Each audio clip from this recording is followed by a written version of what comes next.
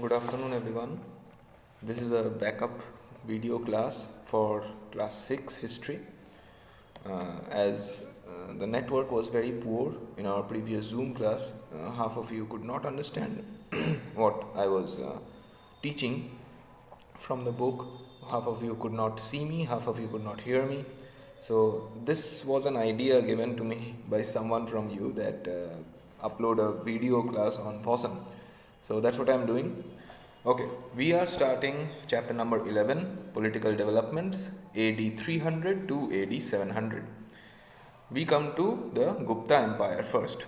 The Gupta dynasty rose to prominence in the 4th century AD under the great rulers like Chandragupta I, Samudragupta, and Chandragupta Vikramaditya. So there are the grandfather, father, and son. Chandragupta I, Samudragupta, and Chandragupta Vikramaditya. We come to Chandragupta I. Now, we have learned about Magad, the city of Magad, when we were learning about the Mauryan Empire, the Nanda Empire. So, the Mahajanapads, we first learned about Magad being a very powerful kingdom. But it had somehow lost its importance during the rule of the Kushanas, which is after the Mauryan Empire collapsed, after the Mauryan Empire ended. So, Magad, which lost its importance during the Kushana period, again rose to prominence during the reign of Chandragupta I. So, the Guptas came and reignited the importance of Magad because Chandragupta's capital was Pataliputra.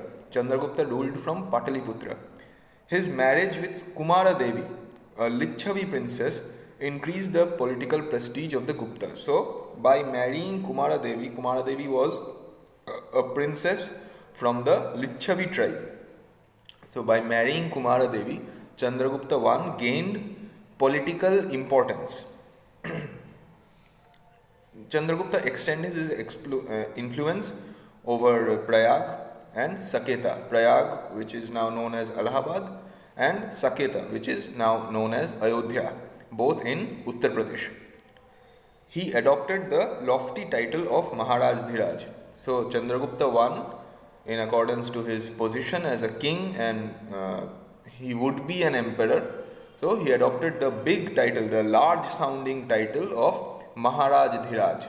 So it sounds important, Maharaj Dhiraj Chandragupta. So it sounds important. So to make himself sound important, he adopted this title. Now we come to Samudragupta. Chandragupta I was succeeded by his son Samudragupta, who is often regarded as the greatest ruler of the Gupta dynasty. Samudragupta was a warrior, scholar, musician, poet, and above all, a good ruler. He was a Hindu, but he was also tolerant towards Buddhists and Jains. So, Samudragupta was also a secular kind of a figure who had religious tolerance for Buddhists and Jains. We get information about Samudragupta's reigns mainly from the coins and inscriptions. So, we know about Samudragupta, we know about his rule, we know about his times from the coins of his era and also from the inscriptions.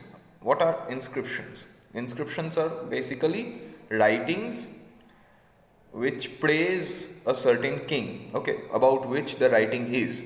So if you are writing an essay, it's an essay kind of a thing, okay. So it's an essay about a king who is being praised, who is being magnified in the eyes of the common public who will read the essay, okay. And in Sanskrit this is known as Prashasti. The Allahabad pillar inscription is a Prashasti on Samudragupta's military achievements. So, which king did he defeat? Which country did he conquer? Which territories did he bring under his direct control? And which territories did he not bring under his direct control? But he expected tribute from the kings from there. All these military achievements are listed in the Prashasti in Allahabad, the Allahabad Prashasti, the Allahabad inscription. It was composed in Sanskrit by his court poet Harisena. So Harisena was the court poet of Harisena was the court poet of Samudragupta, and he wrote this Prashasti in Sanskrit. The Allahabad Prashasti bears a long list of rulers who fought against Samudragupta and were defeated. So, Allahabad Prashasti contains a list of rulers who fought against Samudragupta, and he defeated all of them. So, which kings did he defeat? That was the list actually. That was the list which is contained in the Allahabad Prashasti. Samudragupta annexed the regions around Delhi, the western part of UP and parts of Bengal. Annexed means conquered. He wisely decided not to annex territories that would be difficult to rule directly from Magad. His capital was at Magad, Pataliputra. So, he decided that the territories which are far away from Magad, the territories which are far away from Pataliputra, he would not bring under his direct control. But what he will do is, he will place the kings there as independent kings who will recognize Samudragupta as their overlord. Suppose you are a king from South India. Okay, I am in Magad. I cannot rule South India from Magad, sitting in Magad. Okay, so what I will do is, I will tell you that either you submit to me, okay, either you accept me as your overlord and pay me tribute. Tribute is a kind of payment. Pay me tribute, or else I will capture your kingdom. Okay, now the king will definitely decide to, make peace with me, submit to me to save his kingdom. So I will gladly accept that. That is what Samudragupta did actually. He did not directly annex the kingdoms which are far away from Magad, but he gave those kings their kingship and said that, okay, you can rule your kingdom, but you have to accept me as your boss and pay me some form of payment. Okay. Among those who paid tribute to Samudragupta were 12 kings of the Deccan. So 12 kings of southern India paid tribute to Samudragupta, including the Pallavas of Kanchipuram. Pallavas of Kanchipuram, they are a very famous dynasty. They had a very famous empire they had. So they also got defeated by Samudragupta, and they also had to accept him as their overlord and pay him tribute. Samudragupta forced the forest tribes of central India to acknowledge his supremacy. The kings of Assam, Nepal, Eastern Bengal and Punjab also acknowledged his authority, as did the Kushana and Shaka rulers. So the previously famous rulers, the previously strong rulers like Kushanas and the Shakas, they also accepted Samudragupta as the all-powerful emperor.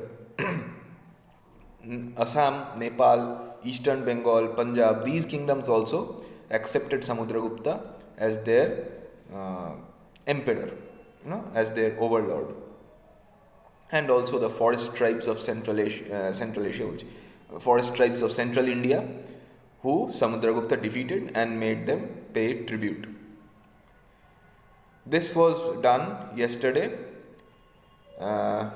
Today we will start from Chandragupta Vikramaditya, but we will do that in the Zoom class separately. Okay?